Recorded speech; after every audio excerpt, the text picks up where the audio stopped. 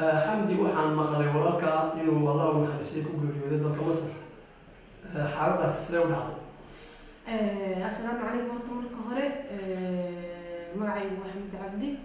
walaalka yalla yarxama Saciid wuxuu ku geeriyooday 13 bishii la soo dhaafay dalka Masar magaalada Qaahiro arrintaas waxay u dhacday meel sidii aniga igu soo gaadhay 13 bishii anoo shaqo ku jira waxaan ahaayay ii soo dhacay telefoonku ii soo dhacay waxaan ka jawaabay waxa la igu yiri walaalka wuu dhintay Allah ha u naxariisto telefonkii oo waxaan ku yiri waxaan daqiiqada dhammayn waxaan si kima dhammayn socod telefonkina waa la jaray waa iska fahmi kartaan aniga waxaan ku naxdin iyo gagax iyo waxaan ku yiri waxay u dhacay shaki waxaan markaa bilaabay inaan arrintii ka daba tago oo garaaco telefonkii walaalka yalla yarxamay telefonkii ma iga qabtay ninkii maxaan ahaayay oo ii sharaxaya say wuxuu dhacay oo ama sidii maxaan ahaayay uu isagu rabay wuxuu igu sheegay isagoo ilaa maxaan ahaayay inaan ku nabar baa ku soo dhacay habeen hore shalay maxaan ahaayay habeen hore aan soo nabar ku yaalo shalay baan dhakhtar geynay maanta duhurkii maxaan ahaayay nafti markii aan lagnay nafti inay maxaan ahaayay isku soo soo aad xanuun badan oo hayaan maxaan ahaayay dhakhtar la carara inta la jidka ku sii jirnayna uu go'ay maxaa dhacay markaan iri say wuxuu dhacayna wuxuu yiri niman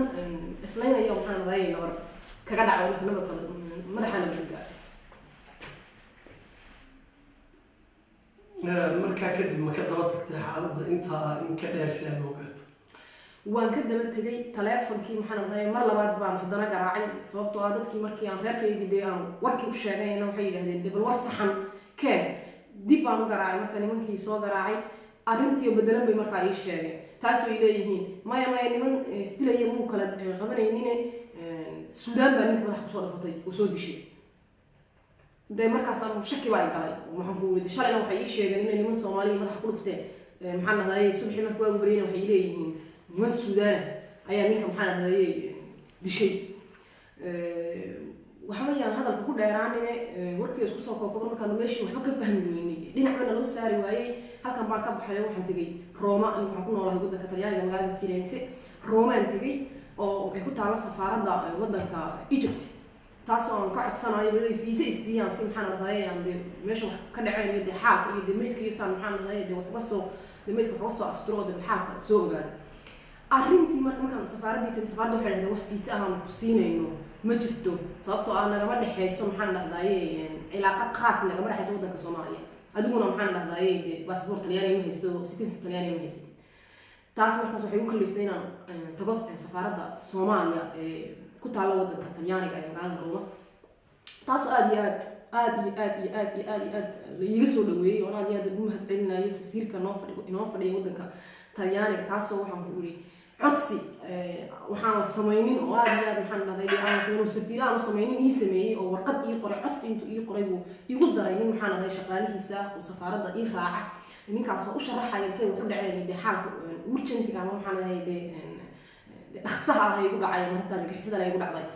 nimankii waxaan ku yiri warkii waa naga hoos qaadi waayeen mar labaad baan safiirku ku salaamay safiirkii baa raacay oo waxaan ku yiri shaqsi ahaan uu raaco gaarigiisa uu qaaday uu tagay safiirkii Masar uu leeyahay hadii aydan maxaan inantaan aydan siinin fiisaha safaaradaha inuu kala qaadanayno saas darteed maxaa fiisiin la igu siiyo aan ku ambaxay oo aan Masar ku tagay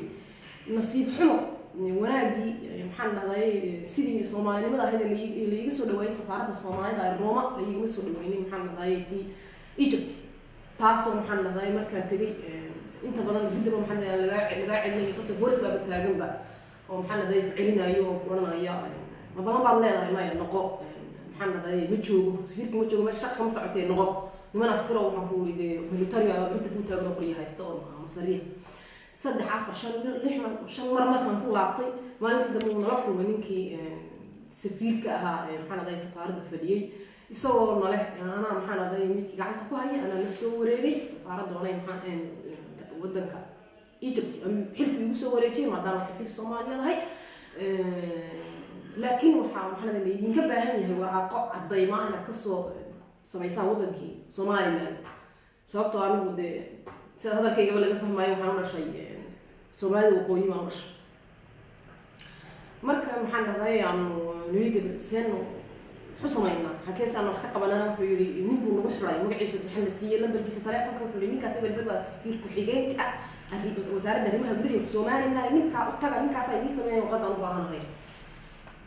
oday ii adeera baa markaa jiro aad u waayeela anagu aaba malihiina la yarxama hayo waa dhintay aad u waayeela wuxuu ku yiri qof maxaa naday xataa u fududayn uu gaari raaco bac ka baxo Hargeysa tago ahbaan gaari saabo taxi u koreeyo Hargeysa lagu geeyo wasaaradii baa la geeyo wasaaradii markii la geeyo waxa la yiri wadaninkii magaciisa shaareeyay lambarkiisa ninkan anaga aan u soconayo aan la balansanahay waxa la yiri ninkan mana ana maqal meesha kama shaqeyso firka xigeenna ma safirka xigeenka hebel baa mana wasiir ku xigeen mana naqaano markaas waxaan ku waraysi inta qaraaci inta telefoonada inta marka dib waxa soo baxday inuu ninkaas yahay waxa loo sheegay inuu yahay nin tuug ah oo maxaa naday dadka Yurubtaas iyo meelahan ka yimaada dhaca oo yiraahdo maxaa naday wadax baan hayo waxaan idin dhameynayaayo maxaa naday dadka meeshaas ku khatalo oo ku dhaca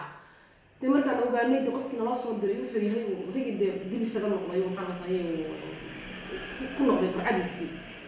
marka haddaan soo dhaafno ninkaa shaqadiisa waxaan usoo tilmaami karnaa intuu markaan soo dhaafno mukhalas haddii anagu siday nagu sheegeen anagu ma naqaano ninka wasayna yidhaahdeen anagu waxayna lagu yidhi ayaganu sheegaynaa waa nin mukhalasaa la yidhi oo maxaan dhahdaay dadka yidhi waraaqaan dadka intuugada waraaqaan idiin dhammaynaya haddana maxaan dhahdaay maadaama uu dowladdii ka tirsanay oo qof toosoo dowladda xiriir toos ula aan ahayn waxaan wax kastaa meesha ka baxaan waxba aan ka suurtagelin wuxuu yidhahda waan samaynaya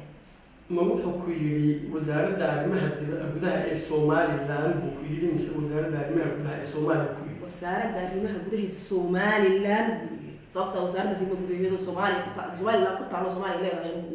wali way ga maqantay wali ma maqal marka waxa la yidhi Soomaaliland Hargeysa ku taalo tag ninka magacaas saddexan iska leh lambarkaas iska leh u tag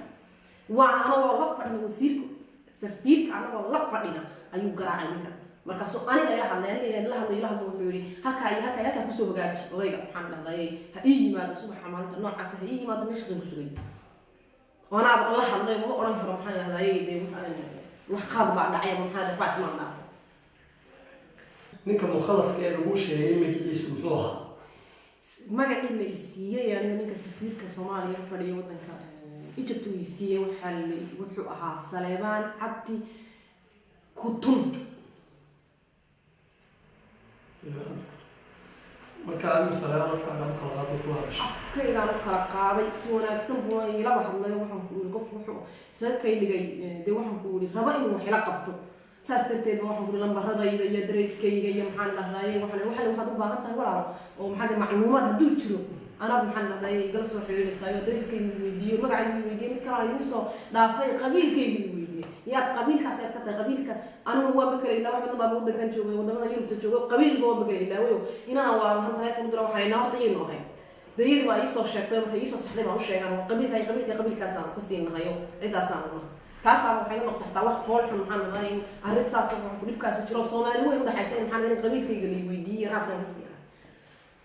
ما مخلص كان وديني مش سفير سفير كنا وي ويدي ما أنت كوباد محل هذا مخلص كنا وي ويدي مركز فكرتين مكي ما عرفت تذكروا حالة الضغط الشطي محاد سلال هاي مالك سفيركم محاك اللي فيين وحصل بعديه هذه ما تنقش والله يعني مرة بين المحل هذا يصحن أفكره وحلا يصحن وحشيات مسحر كدر الصحن محل يصحن أفكر على مرة waxaan sheegay garanayaa in sababta uu subxaan lahaay bil dhaatay oo dhamaatay meed furniture ugu jiro qof dhintay waa naftiisiiba waay furniture ugu jiro qabrigiisii loo geyn waayay anigu ma garanayo waxaan ka codsanayaa safiirka Soomaaliyeed ama ummadda Soomaaliyeed ama madaxda Soomaaliyeed ama dadka Soomaalida maxaa lahaay ila wadaaga in ay intaas wax ka qabtaan sababtoo ah maynaan arag oo maynaan maqlin forever mayd bil dhaatay oo dhamaatay furniture ku jiro nin bini'aadan oo xareysan oo maxaa naday xataa aanu nasiinaynin wax maxaa naday spiegazione ama inuu noo sharaxaynin motivayaasha ama sababta uu maydkan bisha dhalatay dhamaatay ugu xidhan yahay furniture adigu markaa ninka u fiirsato markaa dabadeed mas'uuliyadaasi maxaad sileedahay xaqiiqada iyo antaad sileedahay مسؤوليتdaasi anigu waxaan u maleynayaa sidoo isagu noo sheegay ninka safiirka inay xaqiisa ka dayacantay sababtoo anagu markaan weydiinay markii arrintu soo dhamaan weeyay anagu waxaan weydiinay waxaan nidhi safiir arrintu ma waxay ku xiran tahay dowladda Egypt oo adigu awood ma lihid aad arrintan ku xaliso mise arrintu aday ku xiran tahay arrintu anay ku xiran tahay welimeedkiina aanu meel iyo la ii xareysan yahay arrin Egypt ma dowladda Egypt way ka soo dhamaatay anaa la igu soo wareejiyay marka wararka sheegaya oo dadka qaarkood ay leeyihiin maartay mid kaana sharci baa laga rabay weli qof ra'yi noocaas u jeediyay ma maqashay waana lagu yiri la maalintii koobaad ee maxaa la dhahdaayay arrintu akilantay ay sidii la rabo noqon weeyaan dadkii daan waraysanay xataa meesha dad joogay wadanka deganaa anagu qariib baa ku ahaynay waxaana la yiri waan ninku lacag raba oo maxaa la meydku uu lacag u xaniban yahay ana waxaan hadii wax nala weydiisto hada meydku intaas oo xaniban yahay diyaar baa lanaha laakiin de waxaan ku yiri anagu hadda wax nala weydiin waxaan ku afgarno ma garanayno ودقيمة نواشة وصاب نواشة هذا صاب تناول العقد محل هذا إيه إن ميت كيجا العصا الله حتى ديار ما نقول إنه بحنا ده ترى هم اللي يسمى تغالى سفير كان كورات الياس عمر الشيخ ما رمينا نخدمه سلاسة ملايين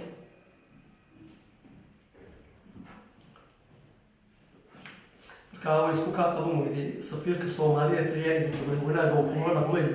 هي سفير كي مساعد يجوا بس كورونا قبله سوكا قبل مودي ها والله بالله كاف إيه كرديري أنا وحنا كوري آد إيه بس معجزة يقول نقطة من نقطة أنا قبل ما هاي غير كي قدام معجزة يقول نقطة هبل ملل وما المسيحنا وتفهم كرتيني دين كلا هذا محمد الميت كودي وبالبنات هنا كودي وبعدين طيب ووايبة هنا كودي بوايبة وهذا الميت كيسي بنات كياله وهبين إيه مال إذا كنت فاهم كرتم حقدا يعني نحن صبح ما قاسم لكم بري تلفون ما نقول دقائقنا ومحل هذا يسمو قاعد ومحل سكر ده ومحل سكر هدي محل مالك العاصي لها دي ما توقع مقسم لها يبقى صبتوا ده غير واحد ولا دي ما يقفل ودي ما يا لكن قف أنتوا كنقول كيس اللي جيو دي واحد يقولي شرفت كنت شفتوا ده قف ولا قاعد أستريا لكن ما أنت أنا قبيت كي ما أسترنا حقنا مجميرة وحنا سمعنا جرب ما ينو taasi waxay gabar Soomaaliyeed oo walaalkeed oo ku geeriyooday dalka Masar meedkiisii laga ceshaday oo sabcada Soomaalida ay cabasho weyn ka tirsanaysa taasoo ay garan weyday sababta meedkiisa bil loo haysto waan baadsantii